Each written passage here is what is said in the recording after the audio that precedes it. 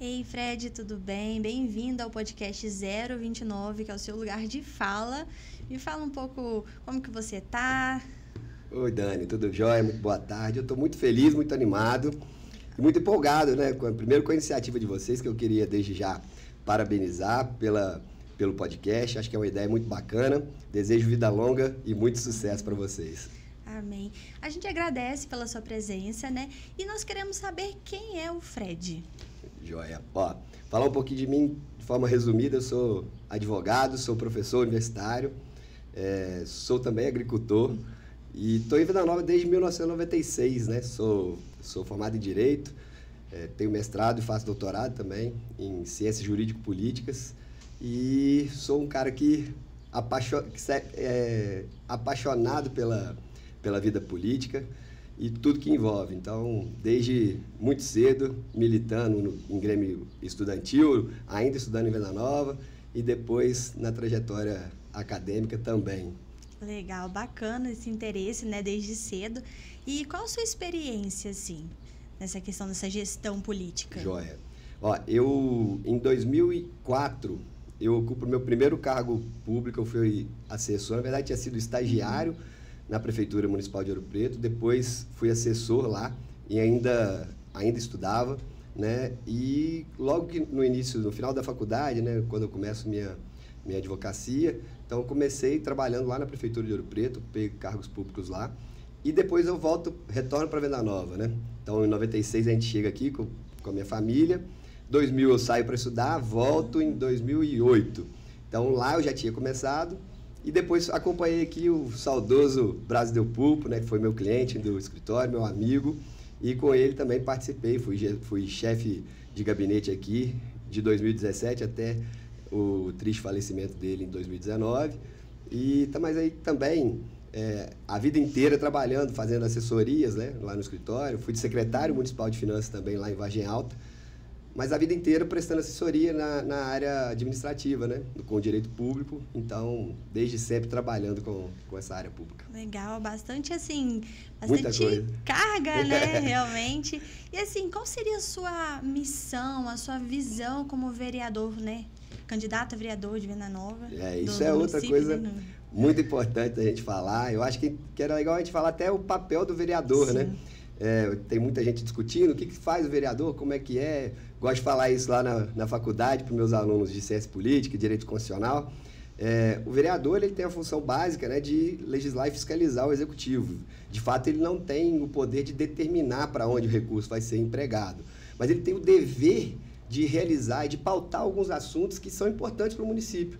Então, por mais que ele não consiga entregar diretamente o serviço para a população, ele tem o dever de falar sobre determinadas pautas que, se ele não fala, elas são simplesmente invisibilizadas. E eu acho que esse é o grande papel do vereador, né? Além de buscar recursos com outros parlamentares, né, para poder fazer com que o município possa avançar. Entendi, bacana. Assim, ô Fred, e uma pergunta que eu tô pensando assim, desde a hora que eu cheguei aqui, o que te fez escolher o Partido dos Trabalhadores para se afiliar? Assim? Muito boa pergunta, agradeço ela porque vai me dar a oportunidade de explicar para a população o motivo. Eu tenho uma história com o PT muito, muito longa, desde o período do movimento estudantil, que eu milito, comecei advogando para o PT, lá em Ouro Preto, e fiz grandes amigos lá. Então é um partido, talvez o maior partido da América Latina, o partido mais antigo em atividade, né? Um partido que tem uma história muito grande e tem diversas tendências, comporta pessoas com pensamentos distintos dentro do partido, e tem uma história de luta com os movimentos sociais. E a minha história se confunde com isso, porque desde o início da minha trajetória profissional e de vida, eu gosto disso. Então, o PT é um partido com que eu tenho grande afinidade. E falando assim de outros partidos, qual a sua visão em relação aos outros candidatos a vereador? Dessa vez, eu acho que a gente tem excelentes nomes para compor a Câmara Municipal. Acho que são 14 partidos, 112 candidatos a vereador. E tem muita gente boa. Uma coisa que eu tenho andado e notado é a insatisfação geral da comunidade com a atual legislatura, né? Assim, a reclamação maior é que o nível não foi um nível que Venda Nova merece. E eu acho que é uma oportunidade boa de renovar. Nós temos excelentes candidatos em outros partidos, também no próprio Partido dos Trabalhadores, mas em outros partidos, e uma chance que a população tem de renovar a Câmara Municipal e de fazer com que outras pessoas estejam lá para poder fazer o papel que o vereador deve exercer. Legal. E você acha, assim, que a Câmara realmente tem uma influência no município? A Câmara Municipal, de fato, ela tem, porque é o seguinte, a Câmara é quem? Via de regra, é que tem o dever de fiscalizar as ações do Poder Executivo, né? Então, esse é o primeiro grande papel da Câmara Municipal. O segundo, como eu havia dito anteriormente, é lutar por algumas pautas que são relevantes. Então, assim, se o vereador não brigar pelas causas da comunidade dele ou daquela população que o colocou ali, dificilmente o Executivo por si só vai atender, né? Então, o Executivo ele tem um pensamento para poder fazer com que o plano de governo dele seja implementado e que, por vezes, pode divergir de um vereador. E esse debate político, que é muito rico, ele faz com que essas ideias sejam amadurecidas para que o Executivo possa, de fato, entregar para a população. Verdade, porque às vezes a população, assim, ela não sabe de onde vem o comando, cobra muito de um, de Exato. outro. E se não tem essa fiscalização por trás também, né? E o que é ruim, perdão só de te cortar, e o que é ruim é porque, às vezes, acaba cobrando do vereador que ele entregue, que ele execute, por exemplo, precisa construir uma ponte em determinada comunidade. O vereador sozinho não vai conseguir, porque ele não detém o poder do orçamento. Por mais que agora existam as emendas impositivas, ele vai poder brigar para que aquilo aconteça, né? Então, é muito mais difícil a missão do vereador, porque ele precisa, a todo momento, militar para que aquelas propostas que ele acredita sejam colocadas em prática. Sim, bacana. E você me falou que tem vários nomes assim muito fortes na candidatura a vereador, né, nessa eleição. E você acha assim que tem alguém que está ali mais na frente, que você acha que é assim mais provável de ganhar? Olha, eu gosto de arriscar, eu gosto de fazer isso quando está chegando um pouco mais próximo da eleição, mas não vou fugir da provocação, não. Você tem alguns nomes que despontam nos partidos, né? Então, assim, se a gente for olhar, essa é, inclusive, a primeira eleição em Venda Nova, já com a nova legislação, em que você não pode haver coligação entre partidos para a disputa da vaga proporcional. No Partido Progressistas, Valdir Dias é um nome bem cotado. No PSB eu acho que a disputa vai ser a mais feroz, né? Então, tem ali o Thiago, o Tadeu, o Dixon e a Lorenza. No PSDB também a disputa está bem interessante lá, com a Hamilton, Carlos Minetti e o Serginho, lá da Bicuíba. Deixa eu pensar um outro partido aqui. No Republicanos a briga lá é boa. São 2 vereadores lá com mandato e mais 2 ex-vereadores, né? O Sandro, que é ex-secretário, Sandro Filete, que eu acho que pode ser bem votado. Fernando Altué também pode ser bem votado, Ivanildo Almeida. Então, acho que ali eles podem, inclusive, fazer 2 até mais vereadores. E existem alguns outros partidos que eu acho que vão ter dificuldades, né, para poder conseguir eleger, mas tem bons nomes aí para poder renovar a Câmara Municipal. Bacana, isso é interessante. Pelo menos sabemos que quem ganhar ali vai ser um pessoal bacana. E sobre os prefeitos, os candidatos a prefeitos de Venda Nova, tem alguém que você apoia, que você tem Não, acompanhado? Infelizmente, a gente sabe que o PT foi muito rotulado e a nossa luta diária é para poder demonstrar que é um partido de muitos pensamentos, de diversas ideologias, e um partido que fez muito pela população brasileira. Então, esse é um dos motivos que me fez filiar ao partido, e é isso que a gente tenta mudar essa pecha, esse rótulo que eu até brinquei durante a campanha, que querem a todo momento atribuir a quem pensa de maneira diversa da maioria da população. Os três candidatos, nenhum deles quis se coligar formalmente com o Partido dos Trabalhadores, então a gente está... A ordem, né, da direção da Executiva Municipal foi que a gente fizesse e cada um apoiasse aquele que tivesse mais afinidade. Entendi. E falando dos candidatos a prefeito, a gente queria só fazer um parênteses aqui. A gente ficou sabendo, assim, o pessoal fala, né, algumas coisas sobre os candidatos. E, por exemplo, sobre o Tarcísio, você acha que a atual gestão do Paulinho tem atrapalhado um pouco a candidatura do Tarcísio? Não, eu acho que pelo contrário. Acho que o fato de ter o atual prefeito apoiando é um combustível para a candidatura do Tarcísio, né? O que há, de fato, é o desgaste. O mandato gera desgaste de forma natural. Paulinho está terminando o segundo mandato dele, né? Por mais que o primeiro não tenha sido completo. Isso acaba gerando algum desgaste e aí isso, de fato, atrai alguma rejeição, mas isso é algo natural na política. Outra polêmica também foi o aluguel das casinhas de Natal, né? Que foi no mandato dele.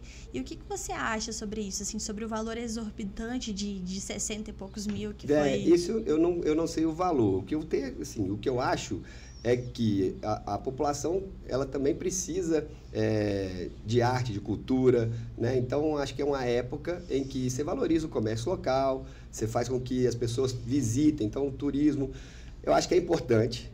Eu só acho que deve ser proporcional o investimento feito, né? De fato, eu não conheço, não sei qual valor foi pago, mas eu acho que é uma medida importante se feito com a contratação a preço módico.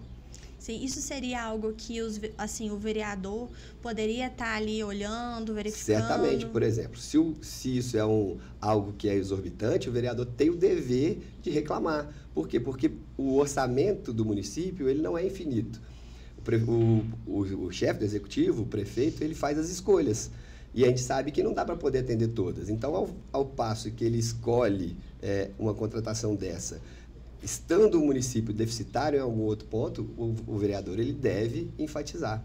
Eu queria saber um pouco assim, o que você acha em relação ao turismo de Venda Nova, como que estão assim, como está a sua proposta em relação a isso, turismo, cultura?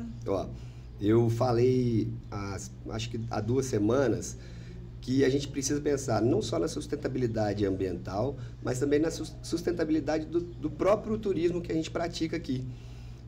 Venda Nova tem uma característica muito incomum para cidades menores, né? As pessoas que saem daqui para poder estudar, elas retornam. Então, muitas das pessoas, né? Eu, por exemplo, fiz esse trajeto. Eu vivi aqui na minha adolescência, saí para estudar, me qualifiquei.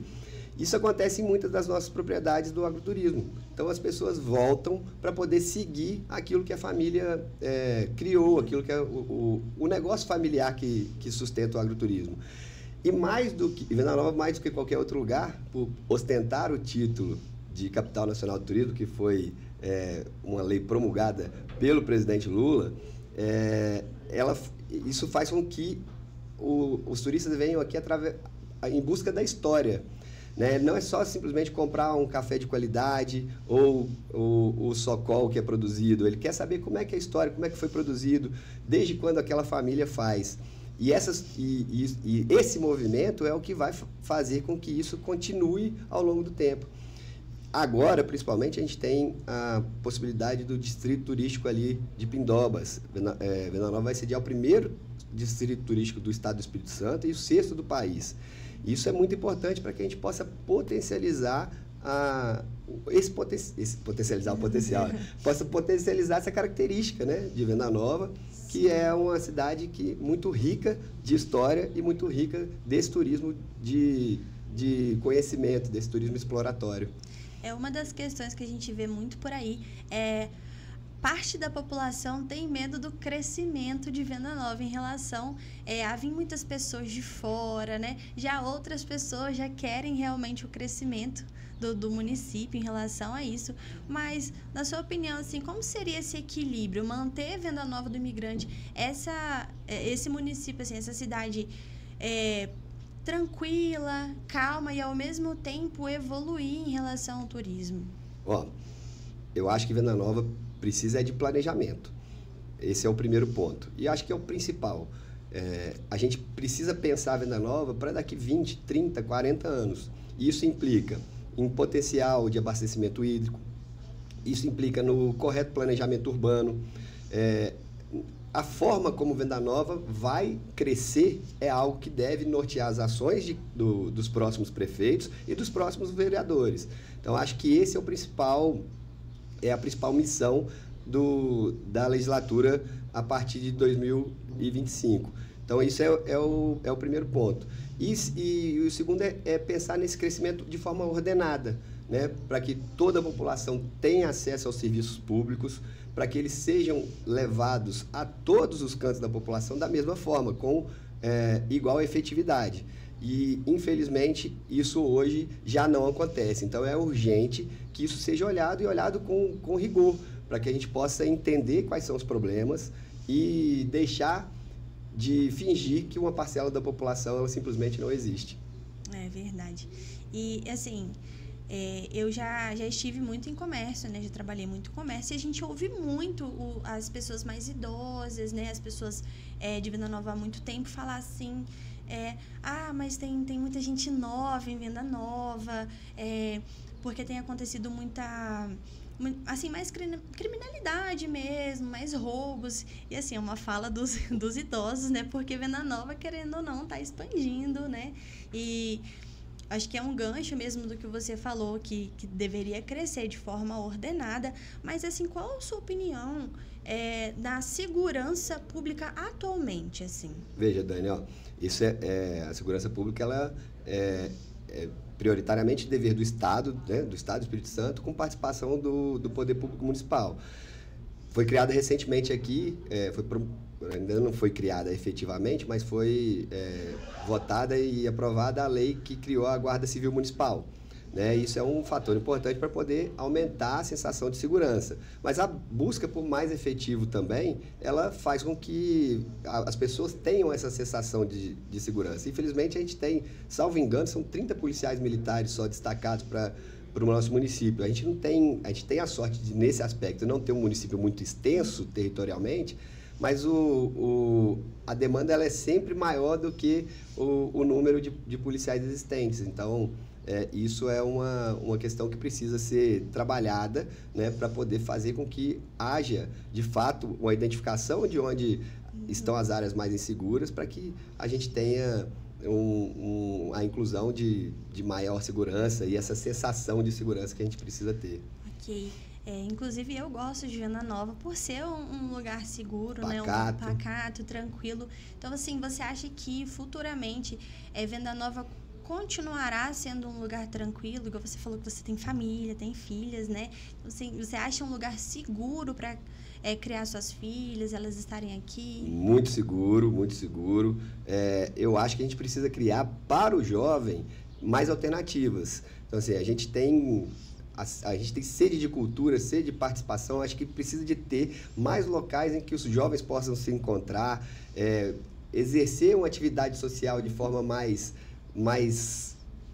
eu diria, mais efusiva, né? Então, para que a gente tenha acesso a peças de teatro, para que a gente tenha acesso a artistas de rua e feiras e alguns eventos que aqui a gente acaba não tendo. Certamente Venda Nova vai continuar sendo por muito tempo uma cidade pacata, tranquila, porque a gente precisa se planejar para que isso aconteça. Eu acho que esse é o principal dever de quem se propõe a estar nesse processo político. Sim, bacana, bem legal. Isso, realmente, as crianças são o nosso futuro, né? Então, se a gente não cuidar das nossas crianças, não haverá futuro. E em Venda Nova, recentemente, assim, a gente tem ouvido falar algumas coisas sobre violência contra crianças. E até pelo seu atual cargo, né, em relação em questão do direito e tudo mais, coisas que você já trabalhou, já teve essa experiência. Qual a sua opinião sobre isso? O que pode ser feito? Olha, Dani, esse é um assunto que me pega muito. Eu estava conversando há pouco, eu sou advogado, e sou professor. A gente tem o núcleo de práticas jurídicas da faculdade e a gente exerce um papel análogo ao da Defensoria Pública. Esse, de fato, é um problema que existe em Venda Nova e que a gente precisa de maneira urgente, primeiro, falar dele. Assim como outras demandas que Venda Nova tenta deixar de lado, a gente precisa tratar desse assunto. e o número, infelizmente, é alto, né? De violência contra as crianças, de abusos. Então, a gente precisa tratar esse assunto como algo que existe, saber que ele está muito mais próximo da gente do que a gente imagina e precisa fazer e cobrar das autoridades medidas para que a gente consiga diminuir, né? A gente sabe que, infelizmente, isso acontece, isso é um desvio social que está presente em todos os lugares, mas aqui a gente precisa ter um cuidado maior. Recentemente também teve feminicídio, né, contra, acho que 2 mulheres, se eu não me engano, aqui em Venda Nova, recente, né? Esse é um outro assunto muito, muito caro para mim, né? O curso de Direito está aqui desde 2019. Eu coordeno o curso de Direito desde o início. E a gente identificou que Venda Nova, infelizmente, é uma das cidades com maior índice de violência contra a mulher. E eu, como professor João Vitor, a gente decidiu criar um núcleo de pesquisa e de extensão, que é o Núcleo Criminológico sobre a Violência contra a Mulher, que é o NUCRIMO. E ele estuda basicamente as mulheres vítimas de violência. Hoje, por exemplo, a gente tem uma sala de atendimento à mulher vítima de violência lá no Núcleo de Práticas. Essa sala, as mulheres têm privacidade para poder ser atendidas e são atendidas por outras mulheres. Nós temos 2 advogadas trabalhando lá no núcleo e treinamos as alunas para poder fazer esse acolhimento. E é engraçado que tem muita gente querendo se apropriar desse assunto ou querendo usar isso de maneira eleitoral e não identifica o que, de fato, o aparato estatal que já existe em Venda Nova. Nós temos aqui uma delegacia especializada ao atendimento da mulher, a DEAN, que é coordenada lá pela doutora Lorena. Tem a Secretaria de Assistência Social, que tem os profissionais para fazer o atendimento, a Secretaria de Saúde. Nós temos lá o núcleo de prática com a sala do NUCRIMO. E o que a gente precisa fazer, tem o núcleo Margaridas também, que é uma iniciativa do governo do estado que tem atendimento aqui em Venda Nova. E a gente precisa fazer com que esse aparato estatal ele converse. Em 2022, Letícia Perim era secretária de Assistência Social, Camila, minha esposa, era secretária de Saúde, e nós somos amigos de infância, e Letícia fez uma campanha, não sei se você se recorda, que eu digo para ela que foi uma campanha disruptiva. Por quê? Letícia espalhou por Venda Nova inteiro algumas faixas com simulações, com sombras, né, de enforcamento e de todo tipo de violência que a mulher sofre, porque muitas das vezes a mulher não sabe nem mesmo que ela é vítima daquela violência. E isso fez com que a gente falasse sobre o assunto. Só que, infelizmente, a gente, aquele cenário que a gente considerava ideal, porque a gente tinha muita afinidade, estava tentando montar esse fluxograma para o atendimento da mulher, ele acabou não se concretizando, porque Letícia teve que sair, Camila depois acabou precisando sair, e a gente precisa voltar a falar disso. E eu acho que isso é uma iniciativa que deve ser priorizada também, seja por quem vai se eleger vereador, seja por quem vai estar no Executivo Municipal, que é para poder fazer com que essa violência que a mulher recebe a todo instante, ela cesse. E o que é ruim? É ruim que, por exemplo, no próprio processo eleitoral, há uma violência velada contra as mulheres. Veja, Venda Nova tem uma população majoritariamente feminina. 30%, hoje a legislação eleitoral determina que 30% seja cumprido com cota de gênero. Muitas das mulheres colocadas nas chapas nem mesmo são candidatas, nem mesmo estão participando do processo eleitoral. Isso dá um déficit de representatividade muito grande e é muito ruim.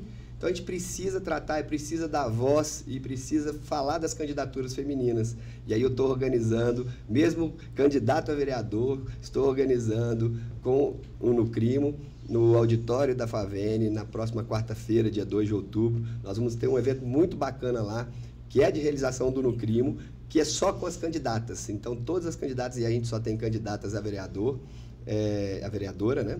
Elas vão participar de uma roda de conversa lá, que a gente vai fazer com os alunos da faculdade e com a população em geral, para dar visibilidade, porque eu acho que é assim que a gente vai motivar que as pessoas, que as mulheres queiram participar do processo eleitoral, que é uma das formas da gente começar a mudar e terminar com esse ciclo da violência. Legal, eu acredito que muitas mulheres não participam por achar que não tem voz, sabe? Por acharem que não tem voz. Isso é muito interessante, porque mostra que nós, mulheres, temos voz e podemos, assim, ser capacitadas, estarmos capacitadas para estar em qualquer cargo, né? Assim como qualquer outra pessoa, qualquer homem. Isso é muito importante. Mais capacitadas, inclusive. E assim, é outra coisa que a gente precisa tratar. Isso não é um problema que não existe. Muitas mulheres ocupam os mesmos cargos que os homens, recebendo menos. Né? Isso é inadmissível. Hoje não cabe mais a gente falar. Por exemplo, eu tenho defendido abertamente as minorias na minha campanha. Então, olha, eu do alto do meu privilégio, eu sou branco, do olho verde, eu tenho diversos privilégios, sou o único a falar de minorias no município. Isso é sintomático, por quê? Porque se eu me sinto já excluído pelo posicionamento político que eu tenho, pelos ideais que eu carrego, você imagina essas pessoas. Então, a dificuldade, se para mim já é difícil, do alto de todos esses privilégios, imagina para uma mulher preta, imagina para alguém que frequenta as áreas periféricas do município, né? Então, assim, a gente precisa incentivar para que eu não seja a voz, para que o lugar de fala não seja meu, né? Para que eu não me sinta apropriando de uma pauta que não deve ser minha, mas, na verdade, é uma pauta que deve ser de todos. Então, muito mais do que o sucesso eleitoral, eu acho que a minha candidatura é para poder encorajar. Então, eu preciso fazer eventos como esse da próxima quarta-feira, para que as pessoas tenham isso que você acabou de dizer, para que elas se sintam legitimadas, encorajadas a romper com esse cenário. Sim, essa diferença é muito real. Eu vejo isso direto, como eu falei, eu já estive no comércio, e no comércio a gente vê muito isso.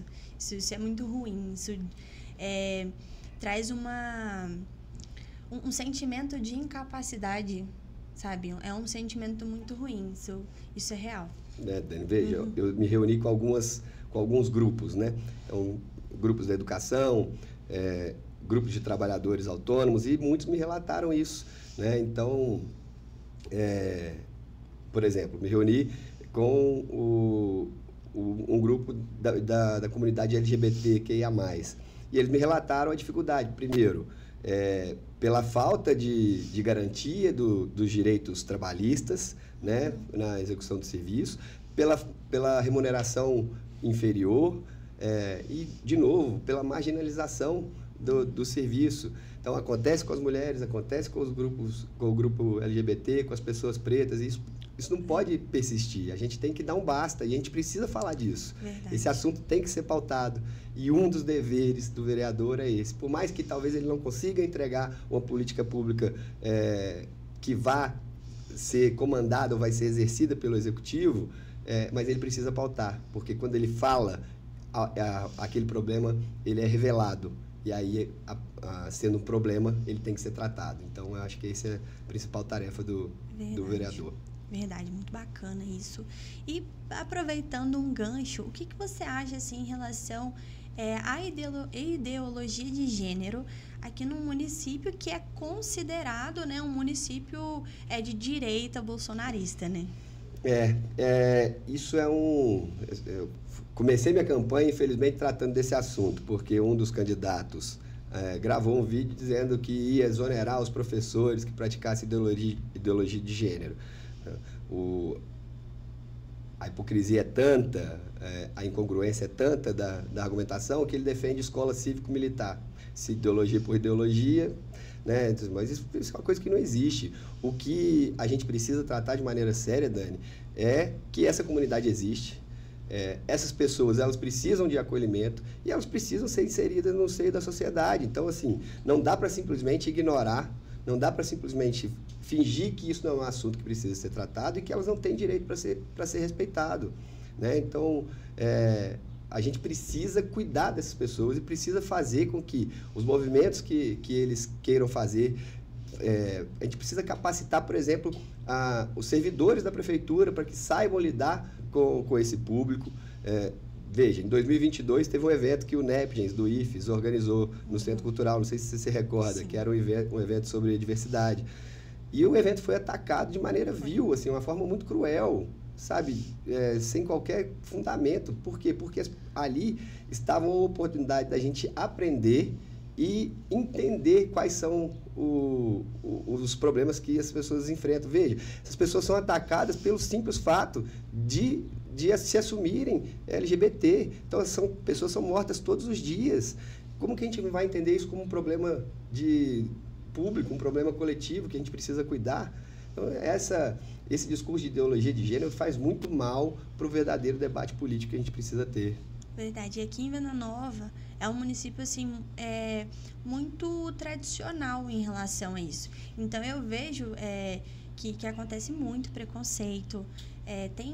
Teria, assim, no seu plano de governo, algo que pudesse, assim, fosse uma ideia que pudesse ajudar mesmo a comunidade a ver a comunidade de ideologia de gênero, né? A comunidade LGBT como uma forma mais receptiva, como uma forma de realmente ouvi-los e entender? Primeiro é falar disso todo dia, né? Primeiro é acabar com essa história de ideologia de gênero, primeiro é respeitar o indivíduo, né? É respeitar essa população. Esse é o primeiro grande passo. Segundo, é que eles tenham legitimidade e representatividade. Eles precisam ter representação, inclusive. E terceiro, que eu acho que é primordial, que é a educação, né? Assim, as pessoas precisam entender. Ninguém quer fazer com que o seu filho se torne LGBT, porque essa pessoa nasce com isso. Então, precisa entender para poder fazer com que, cessando a ignorância, a gente consiga absorver isso de maneira mais natural. Entender que eles precisam participar dos projetos, entender que eles não precisam e não devem ser violentados a todo instante, simplesmente por terem se anunciado. Aconteceu, por exemplo, comigo com relação à lista. Eu sou petista, tenho orgulho de ser filiado ao partido, tenho uma militância desde o movimento estudantil e com essa polarização ridícula, em 2022, assim que o presidente Lula foi eleito, rodou aqui no município uma lista de boicote aos profissionais e aos comércios daquelas pessoas que se declararam eleitores do presidente. Por quê? Com qual finalidade? Isso é sadio em que nível? Não existe. Acontecia nos primórdios da civilização, depois acontecia no tempo de guerra para poder identificar, quer botar um X na minha testa para dizer, olha lá, está lá o petista. Por quê? Porque eu defendo as minorias, porque eu defendo a comunidade LGBT, porque eu defendo a educação, a valorização dos professores, eu defendo o servidor público. Então, isso não é cabível. Isso é só um ponto de vista. Tem gente que não defende. Tem gente que diz não defender, mas na prática tem um candidato aqui, vamos agora um pouquinho de polêmica. Tem um candidato aqui que se diz de direita, e que a direita ela quer cada vez menos Estado, enquanto a esquerda entende que o aparato estatal deve ser maior justamente para poder proteger essas pessoas que estão ali hipossuficientes. Mas aí está querendo fazer um auxílio imigrante, o aluguel do imigrante, programas tradicionalmente de aumento do aparato estatal. Então, assim, as pessoas não podem deixar se iludir por discursos vazios. Primeiro, porque não existem soluções simples para problemas complexos. E segundo, porque nacionalizar esse discurso aqui em Venda Nova é mesmo só para poder atrair o apoio e a afinidade que a maior parte da população tem, porque aqui a maior parte da população é de fato conservadora. Isso não me impede de entender que a minha luta também é válida, que minha luta também é digna e que minha luta também precisa ser valorizada.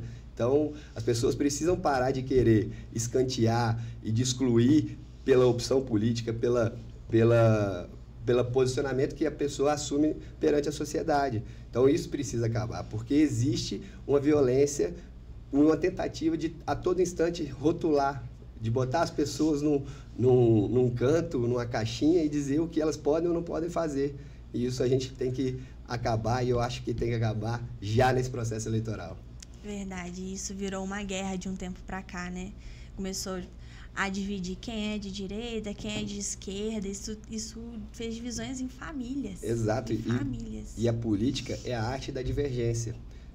Os meus maiores amigos são aqueles com quem eu mais divirjo. Isso não significa que a gente está em lados opostos, porque assim, se todo mundo tem que o bem comum, que o ideal público, que o senso público, o munus público é o principal fator, divergir faz parte do processo. Então, a gente precisa entender que essa divergência é que leva ao crescimento. A gente estava almoçando esses dias, minha filha abriu um daqueles biscoitinhos da sorte, que diz o seguinte, que se está todo mundo pensando da mesma forma, é sinal que ninguém está pensando. Então, é isso que a gente precisa fazer parar. Não é porque alguém está pensando de maneira diferente que ele deve ser excluído. E acho que essa é a principal bandeira da minha campanha e a principal bandeira daquilo que eu preciso carregar para o futuro de Venda Nova.